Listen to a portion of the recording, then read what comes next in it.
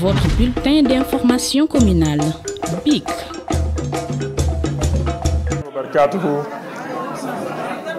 D'abord, maa ngi jéggalu ci retard bu nu am pour commencer sunu cérémonie tey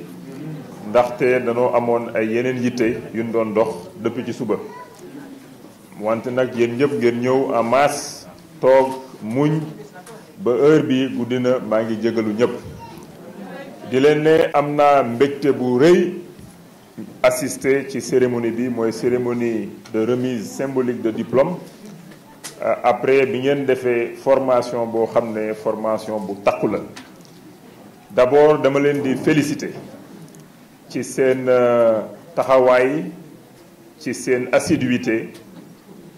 ak ci seen njàmbarte ba topp formation bi def li leen sant jàngal leen ngeen déglu pratiquer ba yàlla def ngeen am seeni ay diplôme et puis di rafetlu aussi seen sanse bi ndaxte yéen ñëpp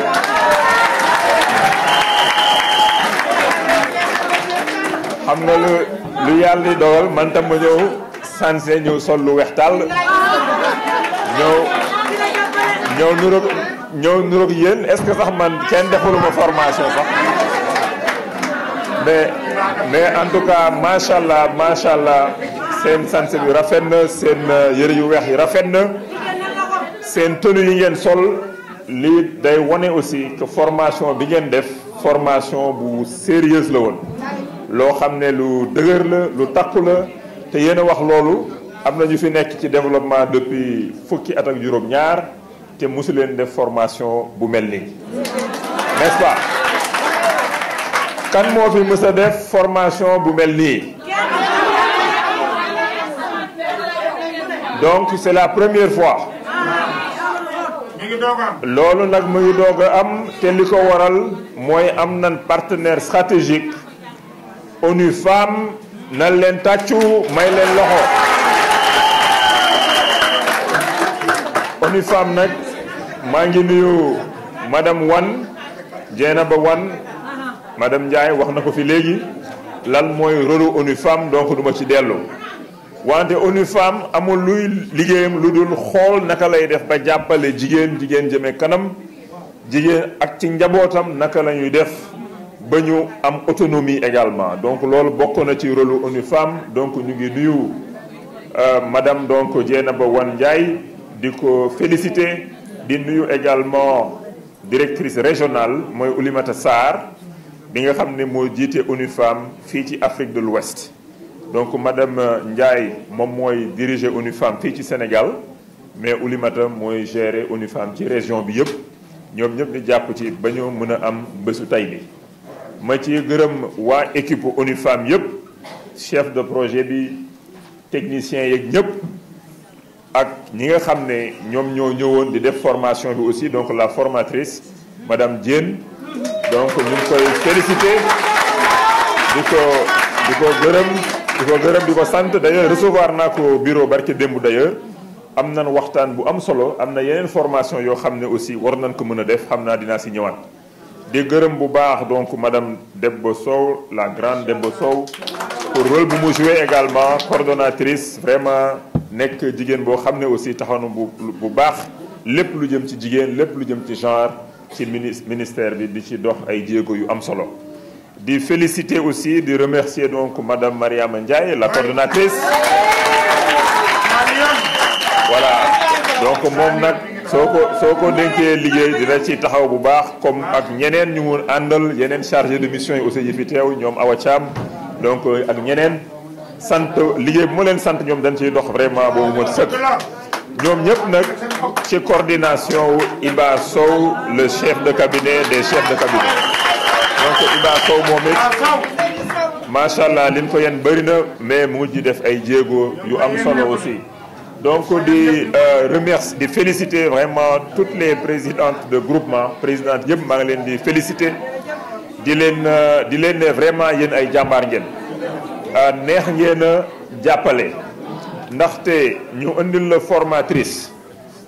indil la matériel indil la xam-xam nga ñëw nga nekk élève boo xam ne da nga assidu mooy doo daw jàng yaa ngi teel a yeew di ñëw loolu la sant nga def loolu la bàyyiloo nga bàyyi loolu mesuré ne la benn gramme lay def wala ñetti gramme wala ñetti centilitre wala millilitre yaa ngi koy respecté ba yàlla def pendant 10 jours nga am sa diplôme boo xam ne c'est reconnu et puis ñu formé la ci loo xam ne di nga mën a jaay sa produit fii ci Sénégal ci sous-région bi même sur le plan international parce que jàngoro yi ngeen fi lim yëpp saabu dina ko faj saabu yooyu warul yem kes ci Sénégal war na dem ci Afrique bi yëpp te loolu ñu won leen noo leen defee ay emballage ay code barre won leen lan mooy compte d'exploitation loolu c'est important bañ a jaawale revenu ak profit xam nga profit mën nga ko réinvestir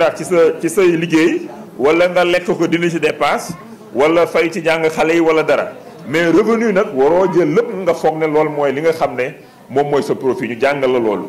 wan la saabu bu ne ñaata nga ciy investir ñaata la lay indil également donc loolu yëpp macha allah gàcce ngaalaama formation bi li ngeen wax ne mosu fi am gëm naa loolu ndaxte yéen nag foog ñu jàppale leen nun leen di jàppale premièrement 100 jigéen yi fi formé yi foog ñu xool nu ñuy def ba ñoom ñu formé ñeneen parce que ONU Femmes day def démultiplication xam nga dañuy former ay nit ñooñu former ñeneen parce que mënuñu former noo ñëpp benn yoon donc yéen jigéen yi nga xam ne am ngeen seen diplôme foog que ligne de financement deuxième ligne de financement bi nga xam ne sécuriser nañ ko ba pare foog ñu jàppale leen ba ngeen am ay financement yoo xam ne di ngeen mën a former ñeneen yéen ñëpp ngeen di def seen ay produits jënd ci ay ingrédients ay matières premières après ngeen mën a jaay mën a am ci seen profit bénéfice boo xam ne dina leen mën a njëriñ seen njaboot. lu gën a am solo mooy autonomisation xam nga autonomisation nag son excellence le président Macky Sall priorité des priorités la moo tax mu créer ay kuréel ay agence yoo xam ne ci loolu la ñuy dox. loolu moo nekkoon li nga xam ne état bi def na ko moom it mais ñun foog ñu jàppale état citoyen bu ne loo mën a def nga jàpp ci ndax autonomisation des jeunes ak des femmes surtout mu nekk loo xam ne réalité la ci Sénégal te xam nga jigéen soo ko jàppalee ba mu am ay revenu xam na ne moom du boppam kese lay tal non seulement dina jàppale boppam jàppale ay doomam mais jàppale sax jëkkëram aussi donc loolu moo tax focaliser wu ci formation des femmes dans un premier temps ci centre bi lu am solo la ci ñun loolu moo tax nag que dinañ continuer di leen jàppale ligne de financement bi ñu nga xam ne validé nañ ko pare nañ ci waxtaan que une partie mu dem ci jigéen yi nga xam ne dañ leen former fii ñu mën a def ay yeneen produits mën a aussi former yeneen jigéen. lu ñuy def aussi ak incha allah ak partenariat ONU Femmes ak aussi madame Diène seen formatrice wax na ma ay yeneen formation yu mu mën a def nooy defaree tomate concentré jël tomate bi nga xam ne day yàqu. nga wut machine boo xam ne day dimbali jigéen ñi ba ñu defar ay concentré de tomate yoo xam ne yu am solo la ànd ak qualité bi mu set wecc am qualité du am benn microbe lépp jaar yoon ngeen di ko jaay boutique yi di ko jaay magasin yi di ko jaay supermarché donc loolu foog ñu jóg ci formation ci céréale bi aussi formation nooy transformer ay céréales formation également nooy transformer jën ay produits halieutiques xam nga li ñuy def nii dañ leen di jàngal nu ñuy nappee jën mais soo leen nappee jën boobu aussi foog ngeen transformer ko moom it donc foog ñu won leen ak waa ONU Femmes ak ay yeneen partenaires dinañ ci jóg incha allah ba ñu war leen jàppale ngeen def yeneen formation nga xam ne da ngeen di diversifier ñii nekk ay spécialiste saabu ñii nekk ay spécialiste tomate ñii nekk ay spécialiste oignon bi tam te mu yàqu des fois nu ñuy def ba transformer ko nga xam ne da nga koy def même farine d'oignon par exemple loolu yëpp formatrice bi war na ko mën a def incha allah ONU Femmes ñoom Sénégal gi yëpp la ñuy toppatoo ci fii ci Sénégal c'est tout le Sénégal du commune Yeumbeul kese moo tax duñ leen bàyyi ñoom kese ñun lépp luñ mën wut tam ay yeneen partenaires luñ mënal suñu bopp suñu moyen personnel dem wuti ay partenaires ñëw jàppale leen ba ngeen mën a def yeneen formation du former rek après toog jël sa diplôme teg ko kër ga ku ñëw nga koy wan ne da nga am formation soo xasee ba am diplôme bi nag da nga koy bàyyi kër ga nga am say activité ci li la jàngal formé la ci nga nekk formatrice mais en même temps nekk transformatrice ñaar yooyu ñooy ànd formatrice transformatrice donc ñun dañ leen jàppale ci loolu incha allah en tant que fils de cette commune et aussi am na lu ñu yaakaar lu bëri incha allah weer yi di ñëw at yi di ñëw den am plus de possibilités pour que ñu gën a mën a jàppale les femmes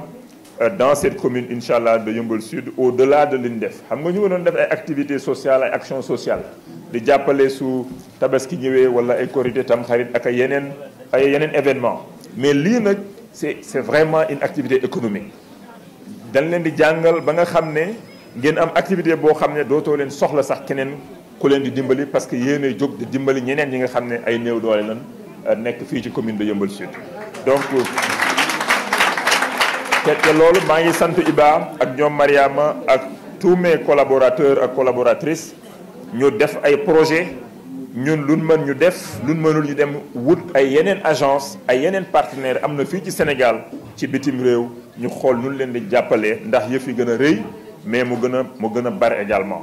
donc maa ngi gërëm ONU Femmes ci seen engagement di gërëm donc madame Ndiaye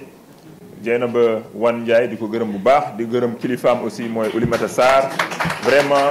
toutes les femmes de ONU Femmes et tous les hommes de ONU Femmes parce que ONU Femmes du ay jigéen kese lay liggéeyloo am na ay góor yu fay liggéey aussi donc ñu ngi nii taxaw xam nga maa ngi leen di féliciter di leen remercier di leen gërëm di leen sant di leen ne bonne continuation fii benn yoon la mais fi yem incha allah dina am yeneen yoon yu bëri ñu am ay yeneen diplômés ñu am nag ay ligne de financement ak ay yeneen type de formation pour que incha allah ngeen gën a mun a am seen autonomie mënal seen bopp donc loolu laa bëggoon ñu ngi ñaan yàlla defal leen barke ci diplôme yi vraiment li ngeen ci séntu yëpp ngeen am ko mu nekk ay diplômes yu am barke ngeen formé ci ñeneen ba pare am ci ay revenus njëriñoo ko mu jig leen jig seen. ONU Femmes s'est engagée avec nous ONU Femmes donc a apporté son expertise a apporté donc ses ressources nous avons apporté également nos ressources et nous avons apporté donc ce centre-là qui a servi de lieu de formation professionnelle. C'est une vraie formation professionnelle qui s'est passée ici pendant 10 jours. Avec une formation de qualité, les femmes l'ont dit elles-mêmes, pendant 17 ans, certaines d'entre elles sont dans le développement communautaire, elles n'ont jamais participé à une telle formation. Une formation de qualité, une formation de référence, une formation de formatrice qui nous permettra de former des milliers de personnes ici dans cette commune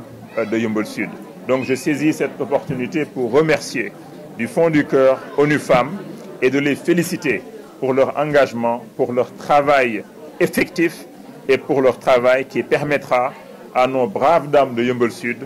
d'être plus autonomes